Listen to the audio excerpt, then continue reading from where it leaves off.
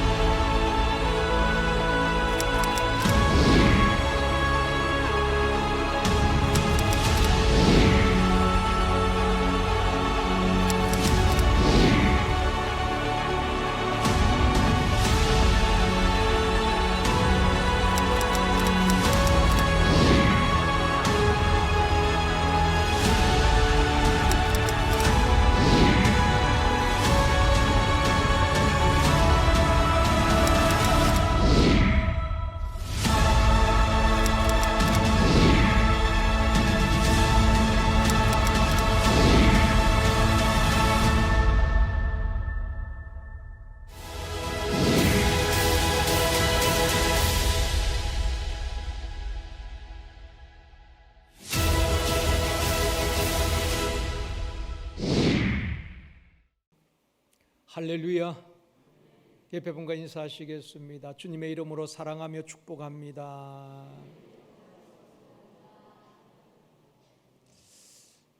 다시 한번요, 이 시간 은혜 받읍시다.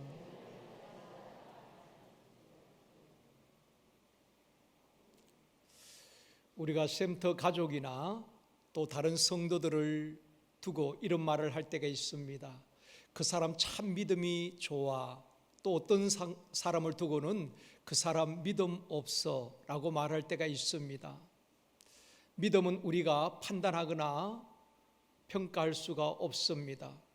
왜냐하면 믿음은 눈으로 보여지는 것도 아니고 저울로 달아볼 수 있는 것도 아닙니다. 우리의 정확한 믿음만 하나님만이 판단하실 수가 있는 것입니다. 예수님께서도 가나안 여인을 향하여서 여자여 내 믿음이 크도다 라고 말씀하셨고, 또 베드로를 향하여서는 믿음이 작은 자여 왜 의심하였느냐라고 말씀을 하셨습니다.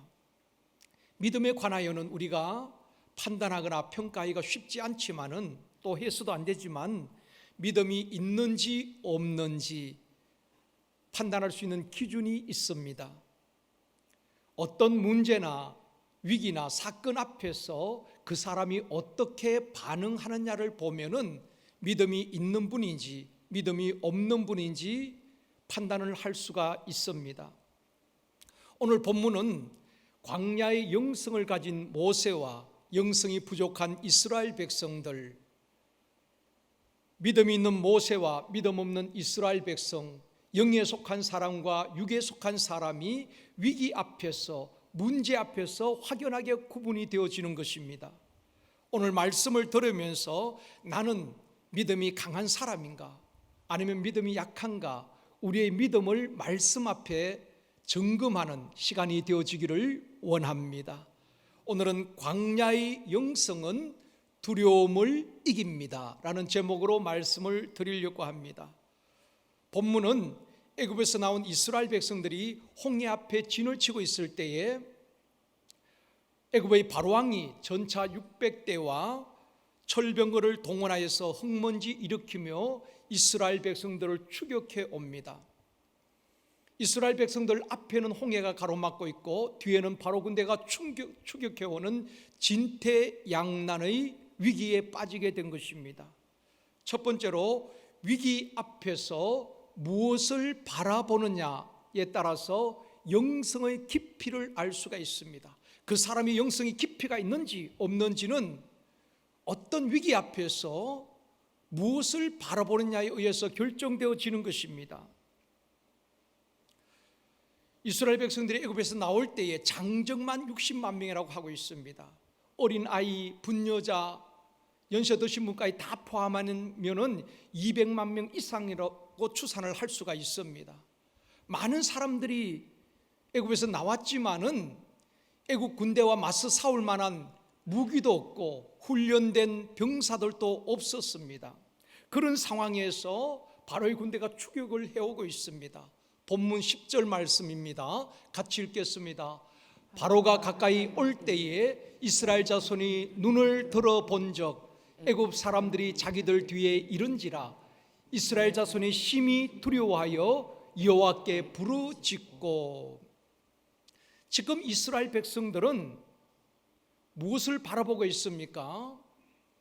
하나님이 아니라 자기들을 추격해 오는 바로의 군대가 가까이 옴을 보게 되는 것입니다.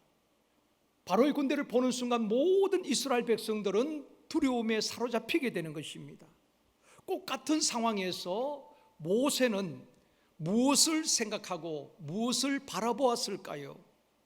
애굽의 최강 군대와 비교할 수 없는 위대하고 강하신 하나님이 어떤 분이신가? 그 하나님을 묵상하고 그 하나님께 집중하고 그 하나님을 믿었던 것입니다. 그러기에 앞에 홍해가 가로막고 있고 바로 군대가 추격해 왔지만은 모세는 두려워하지 아니하고 담대할 수 있었던 것입니다. 모세가 믿었던 것은 광야에 길을 내시고 사막에 강을 내시는 전능하신 하나님을 믿었다는 것입니다. 앞에는 홍해가 가로막고 있고 뒤에는 바로 군대가 추격해 오는 절체절명의 위기에서 바라보는 것이 달랐습니다. 모세는 하나님을 바라보았지만은 이스라엘 백성들은 애굽 군대를 바라보게 되는 것입니다. 이것이 영성의 차이인 것입니다. 믿음의 차이인 것입니다. 인생의 위기와 문제 앞에서 저와 여러분이 무엇을 생각하고 무엇을 바라보느냐 하는 것은 굉장히 중요한 것입니다. 맨발의 마라토너 아베베를 우리가 기억하는 분들도 있습니다. 이 아베베는 로마 올림픽과 도쿄 올림픽에서 금메달을 2연패하게 됩니다.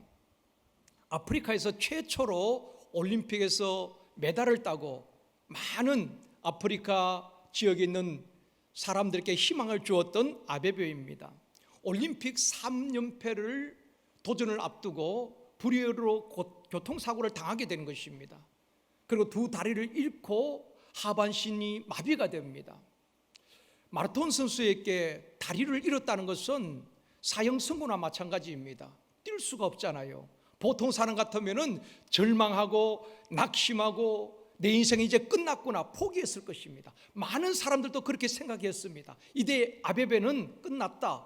달릴 수가 없으니까요. 그런데 이 아베베는 오뚜기처럼 다시 일어나게 됩니다. 두 다리는 잃었지만은 아직도 두 팔이 건강했기 때문에 팔로 할 수 있는 것이 무엇일까? 그러면서 양궁을 하게 되는 것입니다. 휠체어에 앉아서 피나는 훈련과 연습을 하게 됩니다. 그리고 4년 뒤에 노르웨이에서 열린 장애인 올림픽 양궁에서 금메달을 따게 되는 것입니다. 쉽지 않은 일이지요. 얼마나 훈련을 하고 자신과 싸웠겠습니까? 시상대에서 아베베는 이렇게 고백을 합니다. 저는 두 다리를 잃고 두 다리를 쓸 수 없게 되었지만은 이런 두 다리를 바라보고 생각하기보다도 아직도 쓸 수 있는 두 팔을 바라보며 새로운 희망을 가졌습니다. 그렇게 말을 합니다. 사랑하는 성도 여러분, 지금 내가 처한 환경이 좋으냐 아니면 절망적이냐, 그것이 문제가 아닙니다. 정말 중요한 것은 지금 내가 무엇을 바라보고 있느냐 하는 것이 중요한 것입니다. 아베베는 두 다리를 잃어버렸지만은 두 다리를 바라보고 잃어버린 것을 바라보고 절망하고 낙심하고 자신의 인생을 비관한 것이 아니라 아직 남아있는 쓸 수 있는 두 팔을 보면서 희망을 가졌다고 말합니다. 그리고 다시 일어나 장애인 올림픽에서 금메달을 따게 되는 것입니다. 대부분의 사람들은 무엇 때문에 원망합니까? 무엇 때문에 절망합니까? 잃어버린 것 때문에, 내게 없는 것 생각하면서 절망하기도 합니다. 사랑하는 성도 여러분, 우리의 희망은 예수 그리스도인 것입니다. 주님이 함께 하심을 믿을 때에 어떤 절망적인 사건이나 위기 앞에서도 우리는 다시 일어날 수가 있는 것입니다. 그래서 어인은 7번 넘어져도 다시 일어난다고 말씀하고 있습니다. 우리의 힘이 아닙니다. 위로부터 공급되어지는 그 힘을 얻고 하나님 주시는 용기를 얻을 때에 어떤 상황에서도 벌떡벌떡 일어날 수가 있는 것입니다. 절망은 어디에나 있습니다. 그러나 우리가 기억해야 될 것은 절망이 있는 곳에 소망도 있다는 것입니다. 예수 그리스도가 소망인 것입니다. 영화관에서 영화가 시작되어지면은 불을 다 끕니다. 소등을 하지요. 사방이 깜깜합니다. 그때 영화를 보지 아니하고 꺼진 불만 바라보면서 왜 불을 꺼요? 캄캄하잖아요. 불을 켜세요. 불을 켜. 그렇게 말하는 사람은 없습니다. 왜냐하면 사방이 깜깜하지만은 영화는 선명하게 돌아가고 있기 때문에 그런 것입니다. 마찬가지입니다. 내 인생이 캄캄할 때에, 길이 보이지 않을 때에, 앞이 보이지 않을 때에, 그때도 하나님은 일하고 계시는 줄 믿습니다. 그것을 믿는다면 우리 인생에 외로움이 밀려오고 두려움이 밀려올 때에 우리는 낙심하지 않습니다. 어떤 상황에서도 하나님을 의지하는 성도들은 다시 일어나게 되는 것입니다. 믿음의 눈으로 나를 향한 하나님의 섭리와 하나님의 계획을 볼 수 있는 영적 눈이 열려지기를 주님의 이름으로 축원합니다. 이것이 죄로 어두워져 가지고 코로나로 인하여서 힘들어하는 우리 모든 이 시대에 살아가는 사람들이 가져야 될 광야의 영성인 것입니다. 캄캄하고 앞이 보이지 않지만 그 가운데서 일하시는 하나님을 바라볼 수 있는 것이 그 사람의 영적인 실력인 것입니다. 사랑하는 성도 여러분, 앞에는 홍해, 뒤에는 바로 군대가 추격해오는 진퇴양난의 위기 앞에서 똑같은 상황에서도 모세는 하나님을 바라보았습니다. 그러나 이스라엘 백성들은 바로 군대만 바라보게 되는 것입니다. 이것이 영성의 차이인 것입니다. 우리도 인생을 살다 보면은 이런 위기를 만날 때가 있습니다. 여러분이 살아오면서 위기가 없었던 때가 있었습니까? 어려움이 없었던 때는 없습니다. 경제적인 위기를 맞기도 하고, 가정의 위기를 맞기도 하고, 사업장의 위기를 맞기도 하는 것입니다. 그 위기 앞에서 무엇을 바라보느냐 하는 것이 중요한 것입니다. 앞을 보아도 길이 보이지 아니하고 뒤를 돌아보아도 도울 사람이 없는 것 같고 사방으로 애워삼을 당한 것 같은 위기를 만날 때가 있다는 것입니다. 그런데 성경에 보면은 위기 앞에서 믿음의 사람들은 반응이 달랐고 말하는 것이 달랐고 믿음을 하나님 앞에 증명해 보였다는 것입니다. 성경을 자세히 보면은 우리의 믿음이 언제 하나님 앞에 인정함을 받는가? 위기 앞에서 인정을 받더라는 것입니다. 다윗도, 히스기야 왕도 죽음이란 위기 앞에서 그들의 믿음이 증명되어집니다. 다니엘도 사자굴 앞에서, 사드락, 메삭, 아벳느고도 풀무불 앞에서, 절체절명의 위기 앞에서 그들은 하나님을 의지하고 하나님을 신뢰하고 믿음을 증명해 보였고 하나님으로부터 믿음을 인정받게 된 것입니다. 사랑하는 성도 여러분, 어떤 문제나 인생의 위기 앞에서 하나님을 온전히 신뢰하고 하나님을 바라보며 하나님 앞에 우리의 믿음을 증명할 뿐 아니라 하나님으로부터 믿음을 인정받는 저와 여러분이 되어지기를 원합니다. 가나안 여인을 향해서 여자여 내 믿음이 크도다, 하나님 앞에 그 믿음이 인정받은 것입니다. 두 번째로, 위기 앞에서 어떤 말을 하느냐에 따라 영성의 깊이를 알 수 있는 것입니다. 앞에는 홍해가 있고 뒤에는 바로 군대가 추격해 올 때에 이스라엘 백성들이 어떻게 반응하고 어떻게 말을 합니까? 11절에 말씀합니다. 같이 읽겠습니다. 그들이 또 모세에게 이르되 애굽에 매장지가 없어서 당신이 우리를 이끌어내어 이 광야에서 죽게 하느냐? 어찌하여 당신이 우리를 애굽에서 이끌어내어 우리에게 이같이 하느냐? 백성들에겐 길이 보이지 않지요. 그러니까 원망합니다. 애굽에 매장지가 없어서 우리를 이 광야로 이끌어내어서 죽이려고 하느냐? 원망하지요. 12절에도 말씀합니다. 같이 읽습니다. 우리가 애굽에서 당신에게 이른 말이 이것이 아니냐? 이르기를 우리를 내버려 두라. 우리가 애굽 사람을 섬길 것이라 하지 아니하더냐? 애굽 사람을 섬기는 것이 광야에서 죽는 것보다 낫겠노라. 이스라엘 백성은 계속해서 우리를 죽이려고 하느냐? 우리를 죽이려고 이 광야로 이끌어내었느냐? 죽는 것만 생각합니다. 하나님은 그 백성들을 죽이기 위해서 광야로 이끌어내신 것이 아니잖아요. 아브라함에게 약속하시고 이사에게 약속하시고 야곱에게 약속하신 그 약속의 땅으로 백성들을 인도하시고 그곳에서 하나님을 잘 섬기고 마침내 그들에게 복을 주려 하심이라고 말씀하고 있습니다. 하나님의 섭리와 하나님의 계획과 뜻을 알지 못한 백성들은 눈앞에 보이는 현실만 바라보고 원망하고 불평을 쏟아내게 되는 것입니다. 똑같은 상황 속에서 하나님의 사람 모세는 뭐라고 말합니까? 본문 13절입니다. 같이 읽습니다. 이번 주간 암송 말씀입니다. 같이 읽습니다. 모세가 백성에게 이르되 너희는 두려워하지 말고 가만히 있어서 여호와께서 오늘 너희를 위하여 행하시는 구원을 보라. 너희가 오늘 본 애굽 사람을 영원히 다시 보지 아니하리라. 똑같은 상황 속에서 믿음의 사람과 믿음이 없는 사람은 말하는 것이 다릅니다. 백성들은 우리를 죽이려고 이 광야로 이끌어내었느냐? 원망하지만은 모세의 말은 다릅니다. 백성들 향해서 너희는 두려워하지 말고 여호와께서 오늘 너희를 위하여 행하시는 구원을 보라. 하나님께서 앞으로 어떻게 하실지 너희들이 보라는 것입니다.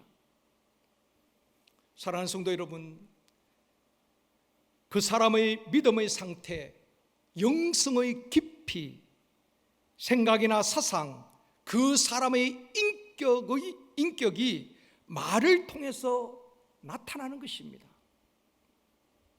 믿음 있는 사람은 늘 믿음 있는 말을 합니다. 믿음 없는 사람은 늘 믿음 없는 말을 하고 원망, 불평이 많습니다. 성경뿐 아니라 우리 삶 속에 주변의 분들을 보아도 그렇습니다. 영적인 사람은 늘 영혼에 관심이 있습니다. 어떻게 하면 복음으로 영혼을 살리고 사람을 세울까? 거기에 관심이 있습니다. 우리 샘터 가족을 어떻게 하면 영적으로 살리고 그들을 세울까? 거기에 관심이 있습니다. 그러나 육에 속한 사람은 먹고 마시고 즐기는 육적인 일에 관심이 있고 그런 말을 또 하게 되는 것입니다. 잠언 18장 21절에서 말씀합니다. 같이 읽습니다. 죽고 사는 것이 혀의 힘에 달렸나니 혀를 쓰기 좋아하는 자는 혀의 열매를 먹으리라. 현대인의 성경에는 좀 쉽게 이렇게 표현을 했습니다. 말은 사람을 죽이기도 하고 살리기도 한다. 말을 함부로 하는 사람은 반드시 그 대가를 받는다. 그렇게 표현을 했습니다. 그렇죠. 여러분, 말이 한마디가 사람을 살리고 세우기도 하지만은 말 한마디 때문에 사람이 실족하기도 하고 넘어지기도 하는 것입니다. 여러분, 아침에 출근하시는지 또 주변에 있는 사람들에게 말 한마디 격려의 말을 들으면 힘이 납니다. 기분 좋게 출근하셨는데 말 한마디 때문에 여러분 하루 종일 마음이 우울할 때도 있잖아요. 말이 그렇게 중요한 것입니다. 잠언 10장 11절에도 말씀합니다. 같이 읽겠습니다. 의인의 입은 생명의 샘이라도 악인의 입은 독을 머금었느니라. 의인의 입은 생명을 살리는 생명의 샘이지만은 악인의 입에는 독을 머금고 있다는 것입니다. 사랑하는 성도 여러분, 저와 여러분의 입이 복음을 전하는 복된 입술이 되어지기를 원합니다. 복음으로 생명을 살리는 생명의 샘이 되어지고 의인의 입이 되어지기를 주님의 이름으로 축원합니다. 우리가 기도할 때도 하나님 앞에 우리 필요를 구합니다. 그런데 말을 절제하기 위해서 기도는 잘 하지 않습니다. 여러분, 우리가 훈련해야 될 것 중에 가장 훈련을 많이 해야 될 것이 말입니다. 말을 절제하고 언어 훈련을 해야 하는 것입니다. 왜냐하면 하나님은 우리의 말을 들으시고 하나님의 귀에 들린 대로 우리에게 그대로 행하시겠다고 말씀하셨습니다. 이스라엘 백성들이 왜 가나안의 축복을 놓쳤습니까? 그들이 원망하는 말, 불신앙의 말 때문에 출애굽 1세대들이 가나안의 축복을 받지 못하고 가나안 땅에 들어가지 못하고 광야에서 고생하다가 결국 죽게 되는 것입니다. 얼마나 불행합니까? 성경은 분명 우리에게 말씀하고 있습니다. 그들이 원망하고 불평한 말을 내가 들었다. 내 귀에 들린 대로 그들에게 행하겠다. 그들은 다 출애굽 세대 가운데 20세 이상은 광야에서 죽게 될 것이라고 말씀하셨습니다. 사랑하는 성도 여러분, 말을 절제하고 언어 훈련을 끊임없이 저와 여러분이 해야 하는 것입니다. 믿음의 말을 할 때에 그 믿음대로 되어지는 것입니다. 그래서 성경에 보면은 우리 주님께서 병을 고치든지 문제를 해결해 주실 때에 꼭 그 사람들의 말을 들으시고 그 믿음을 보시고 병든 자를 고치시고 역사하신 것입니다. 국내 영화 가운데 최고의 관객을 동원한 영화가 명량이라는 영화입니다. 이 영화를 1761만 명이 보았습니다. 지금까지 최고의 관객을 동원했습니다.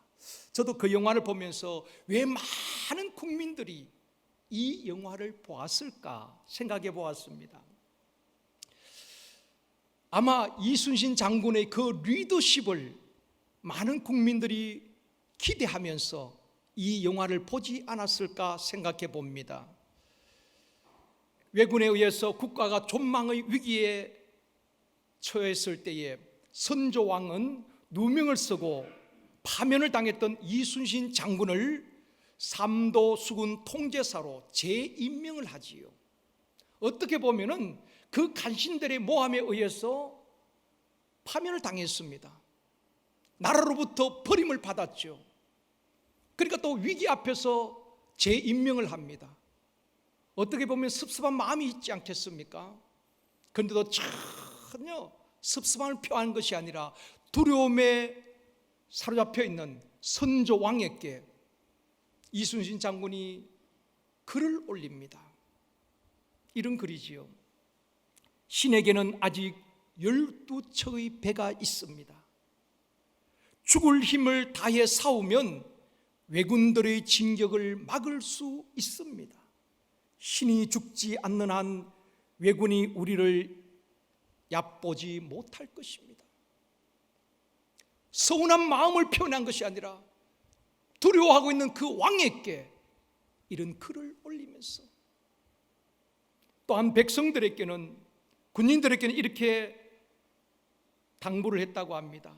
죽기를 각오하면 살고 살고자 하면 죽는다. 군사들에게 용기를 주고 나라가 위험에 처한 이때에 비장한 각오로 싸울 것을 격려했다고 합니다. 결국 330척의 왜군의 배에 맞서서 12척 배로 절대적인 열세였지만은 명량해전에서 승리를 이끌게 되는 것입니다. 그 영화를 보면서 많은 국민들은 그 이순신 장군의 리더십을 기대하고 있지 않았을까 생각을 해봅니다. 사랑하는 성도 여러분, 어떤 상황과 위기 앞에서도 우리가 어떻게 반응하느냐가 중요한 것입니다. 무엇을 바라보고 어떤 말을 하느냐 굉장히 중요한 것입니다. 이스라엘 백성들은 우리를 죽이려고 이 광야로 이끌어내었느냐, 그들에게는 하나님이 보이지 않습니다. 오직 홍해와 바로 군대만 보이고 위대하고 강하신 하나님이 보이지 않습니다. 그러니까 두려움에 사로잡히게 되지요. 결국 원망을 쏟아내게 되는 것입니다. 똑같은 상황 속에서 모세는 바라보는 것이 달랐고 말하는 것이 달랐습니다. 믿음으로 선포하는 것입니다. 두려워하지 말고 하나님께서 우리에게 행하실 구원을 보라. 하나님께서 우리를 인도하신 그분이 홍해를 가르실 것이다. 광야의 길을 내시고 사막의 강을 내시는 전능하신 그 하나님을 의지하고 두려워하지 말라고 선포하고 있는 것입니다.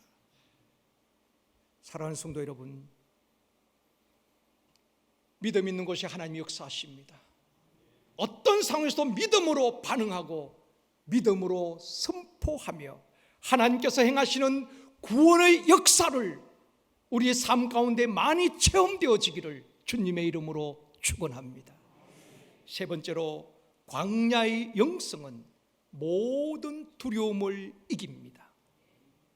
이스라엘 백성들이 광야 생활에서 홍해 앞에서 원망하지요.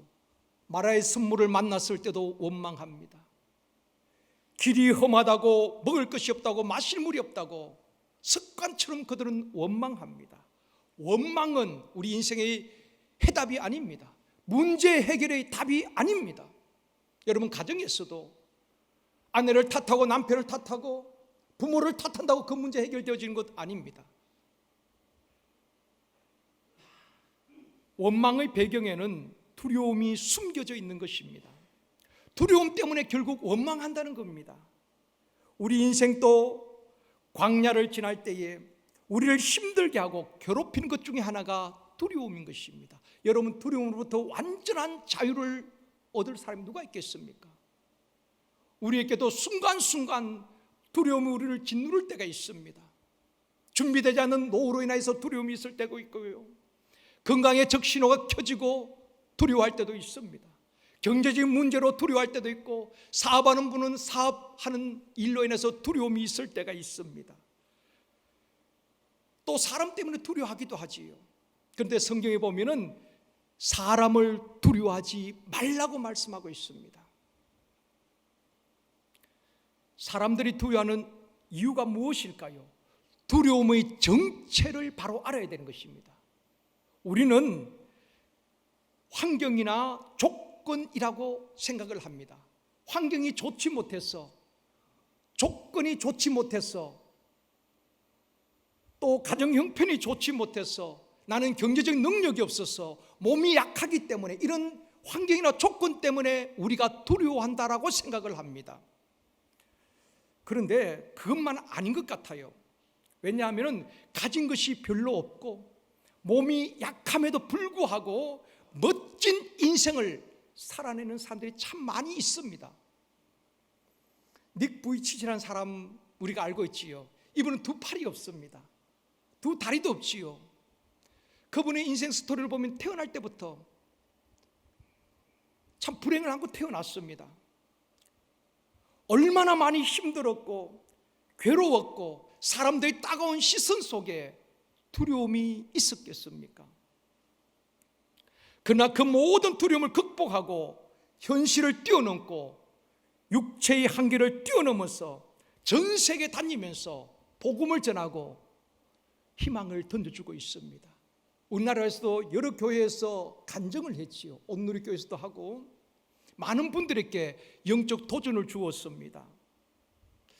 이분이 만약에 그의 소망이 두 다리와 두 팔이 있었다면 절망 그 자체지요. 그런데 우리를 두렵게 하는 것이 꼭 팔이나 다리나 어떤 환경이나 조건이 아니란 것입니다. 그러면 무엇 때문에 사람들이 두려워할까요? 두려움은 우리 마음의 문제고 영적인 문제인 것입니다. 두려움은 우리의 영이 하나님을 보지 못할 때에 생기는 감정인 것입니다. 한번 따라 하시겠습니다. 두려움은 우리의 영이 하나님을 보지 못할 때 생기는 감정이다. 그렇습니다. 두려움의 정체는 우리의 영이, 영적인 존재인 저와 여러분이 하나님을 바라보지 못할 때에 생기는 감정인 것입니다. 똑같은 상황 속에서 모세는 눈을 들어 하나님을 바라보는 것입니다. 그러기에 그 똑같은 상황에서도 그 두려움을 극복하는 것입니다. 이스라엘 백성들은 하나님이 아니라 바로의 군대를 바라보고 홍해를 바라보면서 결국 두려움에 사로잡히게 되어지는 것입니다. 모세는 광야의 영성으로 영적인 눈으로 하나님의 인도하심을 보았기에 모든 두려움을 극복할 수 있었던 것입니다. 하나님은 계속해서 우리에게 하시는 말씀이 무엇입니까? 창세기부터 요한계시록까지 우리에게 어떤 상황에서도 하나님이 주시는 말씀은 동일합니다. 두려워하지 말라, 놀라지 말라, 마음을 강하게 하고 담대히 하라고 말씀하고 있는 것입니다. 아멘 좀 하셨으면 좋겠습니다. 두려워할 수 있는 상황 속에서도 계속해서 하나님은 두려워하지 말라, 놀라지 말라, 염려하지 말라, 마음을 강하게 하고 담대히 하라고 말씀하고 있는 것입니다. 이스라엘 백성들이나 오늘 이 시대 사람들이 두려워하는 이유가 여기에 있습니다. 하나님을 바라보지 못하고 눈앞에 보여지는 환경과 사람들 때문에 문제만 바라보다가 두려움에 사로잡히게 되어지고 하나님을 놓쳐버리고 염려 근심에 빠지게 되어지고 평안을 잃어버리고 기쁨을 다 잃어버리는 것입니다. 세상 사람과 다를 바가 뭐가 있겠습니까? 성경은 항상 기뻐하라고 범사에 감사하라고 우리에게 말씀하지만은 믿지 않는 사람과 뭔 차이가 있겠습니까? 믿음의 사람은 그 위기에서도 문제 앞에서도 하나님을 바라볼 수 있는 영적 눈이 열려져야 하는 것입니다. 성령이 임하면은 눈먼 자를 보게 한다고 말씀하고 있습니다. 우리의 영적 눈을 열어서 하나님의 역사를 보게 하는 것입니다. 이런 영적 눈이 열려지기를 주님의 이름으로 축원합니다. 디모데후서 1장 7절에 보면은 말씀합니다. 같이 읽습니다. 하나님이 우리에게 주신 것은 두려워하는 마음이 아니요 오직 능력과 사랑과 절제하는 마음이니. 여러분 이 말씀을 붙드시고 두려움을 이길 수 있기를 원합니다. 하나님이 우리에게 주시는 것은 결코 두려워하는 마음이 아닙니다. 어떤 상황, 어떤 문제, 어떤 환경 속에서도 하나님은 결코 우리에게 두려운 마음을 주시지 않습니다. 두려움을 이길 수 있는 능력을 주시는 것입니다. 사랑하는 성도 여러분, 광야의 영성으로 무장하여 모든 두려움을 이기고 극복하는 저와 여러분이 되어지기를 주님의 이름으로 축원합니다.